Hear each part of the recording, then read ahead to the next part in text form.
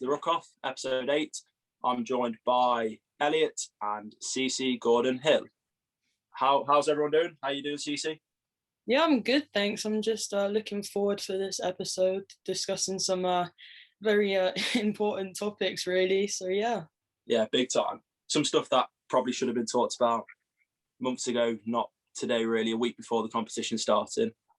Like literally just starting off, like even with me and Elliot, we both follow the women's game quite a bit, and we've only found news out about next like weekend's competition started like the last few days. Which if this was like the men's, for example, you would have heard about this months ago. Really, like the teams being announced. But I guess you'll know this. Are all games being shown on TV and stuff? Yeah, so I believe, so I only know as for England really that their matches are being broadcasted on BBC iPlayer, but I mean the fact that we only got the results like for the fixtures about a couple of days ago was quite appalling. But the fact that made it worse for me, I think, is that those dates were leaked originally by another source. Yeah. And obviously that's really going to affect like the exposure for women's rugby. I think, not it's like a lack of professionalism, really. Like you said, if that's comparative to the men's game, you'd expect a lot more preparation. Yeah, I agree with that. So with obviously you play for Saracens. With like lockdown happening and like COVID, have you been able to play many games, or how's training been and stuff? So we have a normal training we can schedule. So I'm fairly new to the team as well. So I'm sort of in a position now where I'm kind of finding my feet, and I'm on the verge of kind of getting that debut. So I'm just settling in fine. And obviously we've had to overcome those difficulties working around COVID and making sure that we had all the guidelines and rules in place to ensure that we could still go ahead with our fixtures. Yeah. So with obviously, what are you a back rower? Yeah. Yeah. So obviously, looking at the Saracens team for tomorrow, it's tomorrow's game, isn't it? Yeah. Yeah. It's quite a strong back row. Do you find you can learn off them, or like what's happening really? Yeah, 100%. So obviously, I feel like the back row is quite a competitive position within our squad because there's a high number of players that, are quite versatile as well. So you can have second row in there, and there's a lot of big names, and there's a lot of experience that you can, learn off the other players. You have like your Marley Packers, your Vicky Fleetwoods, your Poppy Hills, and it's a really good environment to be in. Like, they're so approachable and personable people that you can ask those questions, and if things go wrong, you kind of find the steps to move forward and get things right. So I just love that growth environment that I'm in, really. I guess what's good, like you've just mentioned 3 names, and I think for the vast majority of rugby fans, we'll all recognise those 3 names. So I think like the standard of like what's happened with the leagues, obviously you've changed like sponsorships over the last few years, but like it's just growing even every week, it's growing every year with the names, and it's getting to the point now where England are going to put a side out of 23 world-class players of everyone's going to recognise the names. Like, I don't know if you've listened to any of the podcasts before. I won't blame if you haven't, to be fair. But we were talking about the names. Like we were talking about like the back 3, like how informed like Abby Dow, Jess Breach, and like they're scoring every week. Like it's good to see that there's competition in places now, I guess. Yeah, 100%. It's quite an exciting time as well because, I mean, when you look at the Six Nations women's squad, we've got a few new names, but there's a lot of experience, and even some players that have come in from the under-20s program. It's just an exciting time, really. Yeah, so obviously with Saracens at the minute, can you take us back to how you got into rugby in the first place and just like your journey through rugby, which has led you to the person you are today, I guess? Yeah, sure. So started when I was about 14. I didn't really have much interest in looking for a new sport to pursue. I was kind of just doing the extracurricular at school, but I think like PE, like physical education at the time for girls, they didn't really want to take much engagement in. My fellow teammate Kelsey Clifford, she just told me like, you know what, just give rugby a little go. You never know, you might enjoy it. And I hadn't looked back since. And I started at OAs, my local club down the road, and I went into county. And I was quite fortunate to get the experience to join like the England under-18 side. So and then but when I got to like that 16-year-old stage where it's kind of like college is like coming up, I went to Oakland's college. So they had a well-established boys academy with links to Saracens, but the women's academy hadn't grown yet just because there wasn't the numbers, but they were trying to invest in it. So how that worked out, I just felt it wasn't for me, and I kind of wanted to venture further out, get a taste for independence. So I moved to Loughborough and studied my second year there. I had a wicked time. I had my my Prem 15s debut there. And I learned a lot about myself, just like as an individual, really, like off the pitch. And I think that kind of helped me mature before I came to Saracens. And now I'm just embracing that challenge in that new environment now. Yeah, that's pretty mad how you only started at 14. Yeah. Like, I started when I was 5, and I'm still not very good. But I guess obviously, do you think you had really good coaches all the way through, like you counted and your England setup, and then through to Loughborough and Saracens? Yeah, I think what's important is that, you know, coaches are supportive. And I think what really pushed me at the time was because I mean, I did not know what was going on when I first joined, like, and it took me a while to understand and grasp the game, but the coaches really did invest a lot in the potential they saw in their players. So it only pushed us to really develop and have that ambition to go that far. Yeah, I think just it's hard, isn't it? I don't know, because obviously I grew up and everyone like males, we either play rugby or football. Really, that's what it was when I was growing up. How did you get much criticism? Obviously, being 14, 15, starting rugby with like other people in around your age, or Yeah. Oh, sorry. No. So yeah, it was a bit hard at first because obviously, you know, rugby was just commonly associated to be like the boys' sport. And I remember like my teammate Kelsey, like she gained a lot of respect because I mean, we were like, she started playing for God knows how many years, but she was playing like year 7, year 8 with like the boys, and she was like the only girl on the squad. And it was something that like we were just like the 2 rugby girls in the whole school. And you know, some people were like, you know, fair play, respect, like it's cool to see more girls play rugby. And then you had some who would kind of pass on those sly comments and try and call you names and pick on you. But at the end of the day, like that never stopped us. Like rugby was our outlet and our thing to do. So I don't know who they were to really criticize or judge now. exactly. That I think that links us with social media now. Yeah. And I don't get when I go on to you see England rugby post something about the women, and I don't want to obviously group the population together, but it does seem to be a similar age who can't seem to understand that women play rugby. Yeah. And they're probably never even watched like a game in their life. And I've been saying this on the like podcast before, like it's really entertaining, especially with like the new rules they've brought in, especially for the last couple of games with is it only some scrums, but it's more of a tap, is it now? Yeah, that's just like for the sake of COVID, it's to really limit the like face-to-face contact. But if you think about it, like it just gave us an opportunity to like adapt our play and kind of make the game a bit more fast-paced. Yeah. How do you like not react to comments on social media? Because if I was in your situation, I'd be biting every single one. Well, I think the thing is like our mentality, like as players, you know, we don't have time to be, you know, down about these comments. Like it's a shame because we kind of have to expect them to come our way as female athletes. And I think it is a shame because people want to promote that sport is for everyone, yet they can't celebrate that like our women's team are doing well. Yeah. So when we deal with it, I feel like, you know, we're not fighting fire with fire, but we know there's like strength in numbers, and we know that we do have a strong foundation of supporters behind us. And I think that's what motivates us and keeps us going and feeling positive.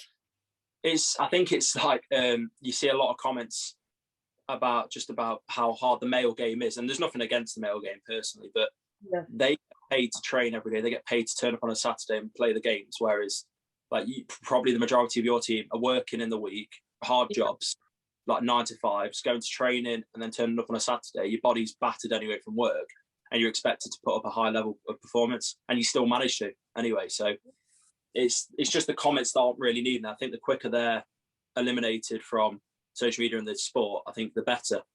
But I think it all come from just publishing it more. Like England rugby, you'll see on Twitter, you'll see a few posts a year probably, and it's now we've discussed for the Six Nations. It's been this weekend. There's not been nothing really else, and I think the quicker we see something, the better for both sports. Because I think as combined force with the men's and the women's game, I think it'll actually be quite dominant, especially for the country. Especially seeing how well England tend to do. Like Six Nations, like realistically, it's between England and France. Yeah. Really. So what do you think about that? I think, you know, especially when it comes to the sake of the comments, and then there's the lack of exposure. I think there's a lack of understanding as well. Like you said, that a lot of us players have to work before we train, and it's mentally draining and it's physically draining, sorry. And there's times where, like, you know, we don't always feel as highly motivated, but we're still disciplined, and we know, you know, there's a task ahead. And at the end of the day, I think if women's rugby was more broadcasted and promoted, you'd realize there's a lot of interest in and revenue. I remember, like, when Premier 15s kicked off, like last year, the HAAWK women's game had, like, I think it was like 16,000 viewers on their live stream. And obviously we struggle with those TV rights, but we still get a lot of numbers in those live streams. So I think we just need a bit more momentum behind it. And it's just a shame with the way, you know, we didn't get that squad news or the fixture updates sooner. I think if you look at,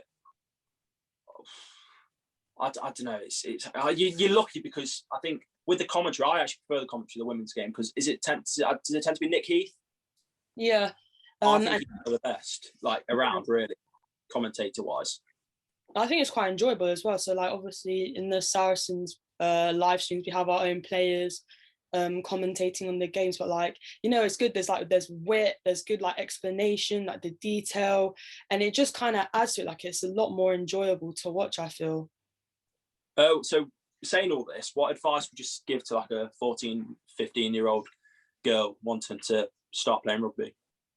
You know, don't let others limit you to what you can and can't do, or what you want to do. You know, if we listen to what others think, then, you know, we're not going to achieve what we want. And at the end of the day, like, sport is for everyone. Everyone's should be deemed that opportunity. And if you have aspirations to take it to, like, an international stage, you know, don't limit yourself, really just go for it. That's how I started off, so why can't you? Yeah, I agree. I don't know if you saw it, but before we talk about the Six Nations anyway, there was the Harlequins women's, they put a post on Twitter or Instagram about like a young girl wanting to wear one of the Harlequins tops to go to school in, but she didn't feel comfortable because of, like, all the bullying and stuff around, like, girls shouldn't play rugby, girls shouldn't. I don't know if you saw that. Oh, really? No.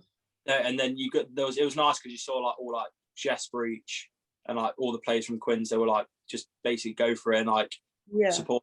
I guess that's more what we need. But I guess it is at that age, and obviously primary school kids, they don't really understand comments hurt, so they'll probably go, "Oh, only boys can play rugby," and it probably does hurt the girl, I guess.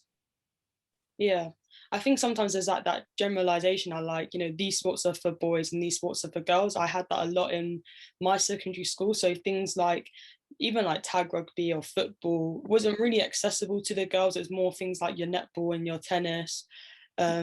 But now I think recently there's a bit more traction, and those sports are more accessible within schools, even like in younger ages, which is nice to see. But it is a shame that, like, you know, people are still throwing those harsh comments. You know, we are taught that at a young age, you know, that words can hurt and it does hold the power. So hopefully we can sort of find ways to move forward from that with those movements such as I Care. Yeah. So going on to the Six Nations, Elliot, have you got the tournament, how it's going to work, got up, or you got it up, or? Yeah, because it's going to be running differently, isn't it, this year? Yeah, so, like, round one, we're starting with England versus Scotland, and France versus Wales, and then Italy come into round two, as well as Ireland. So I think they're just limiting the amount of games each round. How is that going to work? Like, what's your opinion on this, Cece? So I looked at the schedule. So, like, obviously round one is 4 different teams in comparison to, like, round two. For me, like, I was a bit, like, initially confused. I don't know, like, how that's gonna work in the schemes of things. But I mean, at least there's that exposure at the end of the day. I'm just not 100% sure as to how it's gonna play out, really. Elliot, has it said anything about the grounds? Are they going to be travelling between countries, or is it going to be at one place? Is that came up at all? So, yeah. I think this sums it up. Traveling. like we're actually not too sure what's going on. I think that literally sums up the whole problem with what's going on. Like there's no clarity really of like we just need clear posts, I guess. And obviously it's good to see the teams being released today. And obviously only being a small page, we try and do what we can. We try and publish as much as we can. Yeah. But there's a fair few. It's just literally social media. Keep pushing it, TV coverage, and eventually we'll break through, I guess. Yeah, I agree. Hopefully, because I mean, if you think about it, the last Women's World Cup in 2017, that was like all over BBC. Like that was a big moment for women's rugby, and I know that was kind of one of those breakthrough moments like for women's sport in general. And I think that was a result of like pages and social media, like word of mouth, kind of pushing the game forward. So yeah, there's more momentum. But like you said, like the Six Nations is the way it's been planned out is quite confusing, and if you think about it, it's quite different to the men's game. So then I think like, well, why is there that much of a difference at the same time? Yeah, so kind of with the Six Nations, but with just women's international games in general. Yeah, the teams tend to be at the top of like England, France, Canada, I think are always normally up there. Quite good. Yeah, New Zealand, isn't it? I think what France do really well, like I've seen the French games on TV, and that must be amazing playing. But at France, in front of that many people, because obviously they all get behind it, and the atmosphere looks class. Yeah, I feel like France have really like passionate fans. I mean, England's got passionate fans, and you know, Le Crunch, like that is one of those big moments. And as you saw like last year with the stadium, I believe they were selling out games quite consistently with those big fixtures. So I mean, if we can see more of that, that would just be amazing, like in the future. Did you play for England by any chance? So no, I was in the under 18s setup, and I've just moved on to under 20s. So we're still waiting to have our green light and kind of see how our season's playing out due to COVID. So did you actually get to play like a game for 18s, England 18s? Yeah. So I played against Wales at the Principality. It was an immense experience, I feel, and it was just one of those moments where you feel so inspired by the environment you're in, the people around you, and it was just one of those moments where you just realize like this is what I want to do. Yeah. How was that? So like waking up in the morning and like, oh, I've got an England game later. Like how was like the whole day for you? Well, so, you know, the day before we spent traveling, and there was a lot of excitement and spirits were really high. And then when it got to like the late evening, I think the nerves started to really settle in for some of the girls. It felt quite new for most of that squad, because I think some of the girls who had played the year before had progressed into under 20s. So we're all kind of going through this new experience together. And I remember like waking up and I couldn't quite process what was going to happen later on. And yeah, it just kind of gradually built up throughout the day. We had the briefing before we went over to the stadium, and it still hadn't sunk in until we literally like got there and I saw like the changing rooms and we walked around the pitch. And that's when like the nerves kicked in, but you just remember like you and the girls were ready. You're prepared to do this for each other, and it was just exciting. Like you just wanted to get out there and just do your best. Just make everyone proud around you. Elliot, have you got anything to add? I guess, what was it like singing the national anthem for the first time? It was like a passionate moment, really. So it's just emotional, and that if you think about it, that's all I can really say. Like it's just a really like powerful moment, really. I think before we move on the podcast, we tend to do like a little round. It's just more quick fire questions than anything. But Elliot, have you got anything to add? Just more about anything about the Six Nations, or about the women's game in general? No, I think we should move on. Should we move on? So first question, so like favourite coach you've worked with and why? Oh, so I definitely have to say one of my favourite coaches was Brad Jones at Loughborough. Like his energy is just amazing, and he's so passionate about the game, and he really pushed me. Like he was just a great coach to be around, and just he was very approachable, so that's what I appreciated. Best player you've played with, why? Best player I've played with, I have to say, well, that is a tough question. There's quite a few. That's horrible, Elliot. I can't believe you'd ask that. Wow, I'd say so. We had an internal fixture like when I first joined Saracens against each other, but I was kind of getting a feel for the team, and on my team was Marley Packer, and her just hard work in general. Like she just shows, you know, hard work beats talent, and it costs absolutely nothing. And her communication throughout that game, like she could see that, you know, I was a bit starstruck in that environment, but she just taught me through it and just reminded me, like, you know, you're here to play that job. And I had a really great game, and I just learned so much from her. Yeah, I told this episode, I told this story on one of the first episodes we did with Adam. And basically, I think Loughborough Lightning had a game against Quins coming up. It might have been either a semi-final or a final. Yeah. The prop didn't turn up. And then the coach was like, oh, can you just play prop? It's only going to be a run through. I'd never played prop before.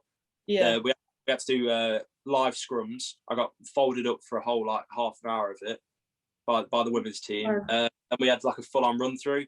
And I just got battered for that like an hour. I was driving home just like in pieces, just like, why did I say yes? But I think that obviously I respected the game before that, but that made me respect it even more. Just because like it was only like a little run through, and I still came off feeling like battered. It's quite physical, yeah. Yeah, exactly. Anyway, next question: like rugby role model growing up. One of my role models growing up. I think when I first started watching women's rugby, like one of those standout players, like on the international stage, was someone like Portia Woodman. I just thought she's phenomenal. Like rapid. Yeah, honestly, insane. So quick. Favorite rugby moment? I'd have to say either playing at Principality or my debut for Loughborough Lightning.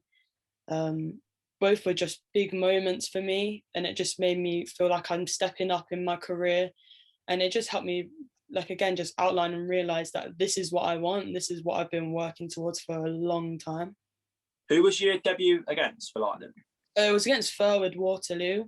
So they were in the Premier 15s last season. Yeah. How was that play? But did you come off the bench or did you start in that? Or? So I came off onto the bench. I had about 15, 20 minutes. So it was quite a decent amount of time, to be fair, on that debut. And it was, you know, I played development league and I thought, right, this is going to be a step up. But like, man, like it was intense. It was fast. It felt like I got hit by a bus, but I loved every second of it. Like it was just so exciting. Favorite food? Favorite food? Oh my God, it has to be like mac and cheese or like fajitas, without a doubt. Them two, top tier. Shall we ask favorite food in case your nutritionist is listening? Well, you know, then I'll just say rice, veg, and chicken. That's what We've seen you do a bit of singing on your Instagram. So what's your go-to karaoke? We're not asking you to sing, and we're just saying we saw it. Oh, my go-to karaoke. Wow, I wish I prepared some answers to this. My go-to karaoke. I don't know. Last time I did karaoke, it was like a Nicki Minaj song. So, you know, wow. Didn't really ace it. So, what music do you tend to sing at the minute? Because you do a bit of singing, don't you? Yeah. There's no real like specific genre. I guess it's just kind of what I feel. So I play guitar, and I mean, the first couple of songs I kind of listened to or like learnt was like some Ed Sheeran type stuff. That was quite a big influence for me. So I definitely start with there. So your personal aspirations on and off the pitch for the future. So I say like on the pitch, like for the game, it's obviously working towards having that red rose. And then outside of rugby, from like a work perspective, I've been trying to push for like a personal training qualification. So like I just like the idea of helping others achieve like their goals they have in mind. And I think fitness is a good way for me to kind of do that, really. So you said you're a back row. Is it all over the row, or are you more specific 6, 7 or? So they've tried to push me back into each position. So I've got a feel for all of back row, but I do like the open side flank. And if I'm really needed, then I do have to hop into that second row every now and then. what would you? Because obviously you want to get the like an England badge for when you're obviously older or in the near future. What do you? What's different to what they've already got? I guess. I think so we had like the shirt presentation, but I believe like, you know, you get awarded like an actual cap when you go into that senior, and your red rose and then your red rose number. So I think that kind of is something that just seals the deal for you, really. Yeah, I'd agree. Well, I think like pretty much everything you've said proves the passion and the desire you have just for the sport alone. Like we could easily get a professional rugby player on who's earning silly amounts of money and they go, yeah, we enjoy playing, but could be for the money, or it could be you've literally got a passion for the sport, for the badge. I guess it's good to see, and I think it's why the women's game needs to be pushed, needs to be proved. There's probably a lot more players like you are probably all over the circuit, I guess. Yeah, like even from like stems from grassroots all the way up, you know, like there's not a lot of money or funding. It's only been recently that we've been awarded things such as match fees. So we are heavily based off that passion. I think, you know, that's only increased due to the people that I've been around on my whole journey since playing.